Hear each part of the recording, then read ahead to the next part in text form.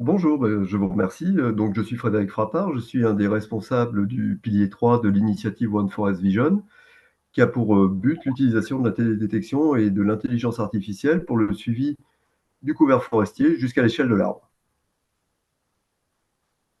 Le pilier 3 est porté par Philippe Siès du CEA et moi-même d'INRAE.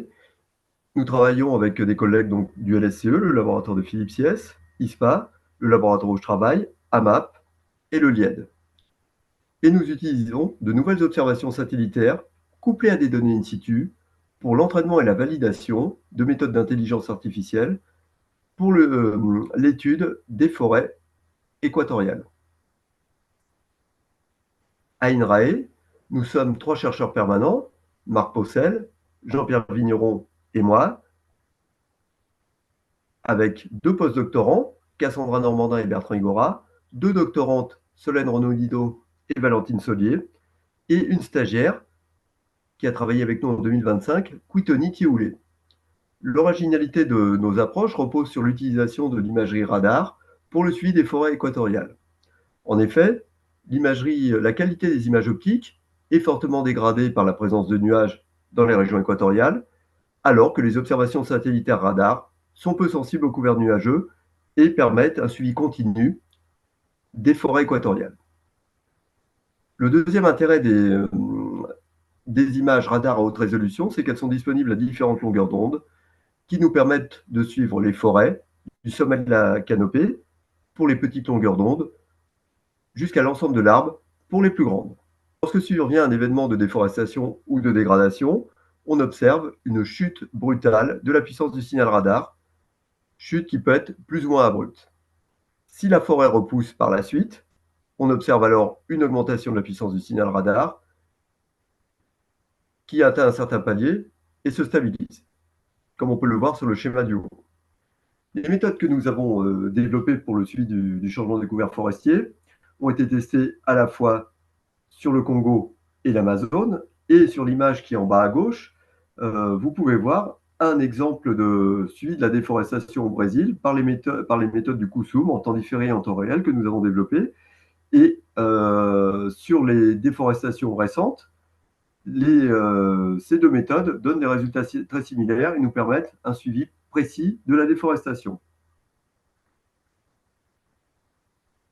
Sur les zones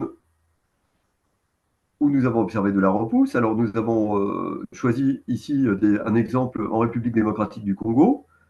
À partir de l'imagerie optique, nous voyons donc ici sur la colonne de gauche, pour 3 exemples, donc du sol nu ou des zones avec de la faible végétation, que quelques années après, on peut avoir ici de l'agroforesterie, ici des champs et ici une forêt qui a repoussé. Et si on regarde la dynamique temporelle des changements, on voit qu'elle est très différente sur les 3 zones. Et sur la zone du bas, où la forêt a repoussé, on atteint très vite un plateau et une stabilité du signal. Il est important, une fois qu'on a caractérisé l'évolution du couvert forestier, de pouvoir attribuer donc quelles sont les causes des changements qui l'ont touché.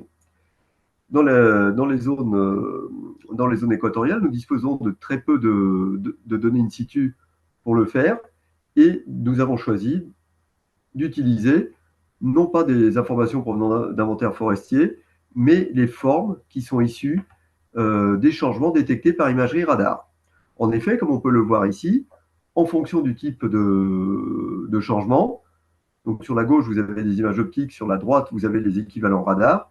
On voit que les formes sont très différentes entre des routes, où on voit des formes linéaires, des forêts intactes où il y a peu de structures qui apparaissent, des forêts dégradées, ici avec des petites perturbations, ou des champs sur lesquels on a des surfaces plus importantes qui ont disparu.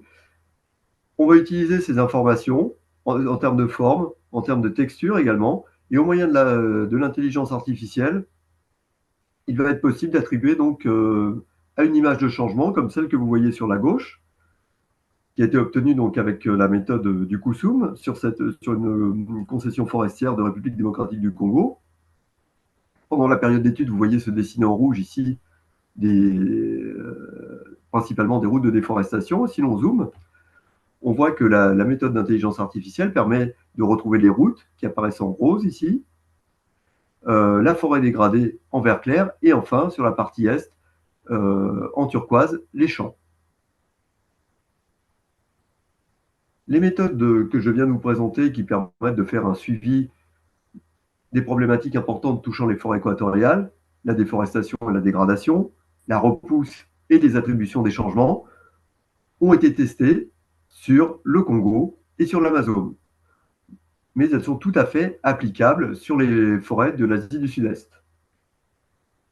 Récemment, l'OFDI s'est ouvert également au suivi des zones humides et des tourbières.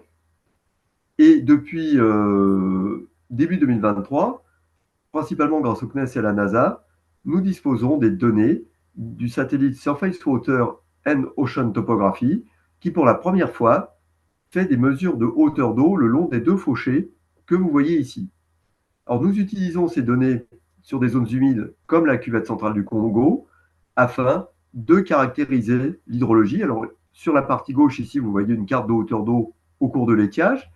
Sur la partie droite, une carte de hauteur d'eau au cours de la crue. Et vous voyez à la fois des variations de hauteur, mais aussi des variations d'extension qui nous permettent de quantifier les changements de quantité d'eau à l'intérieur des zones humides.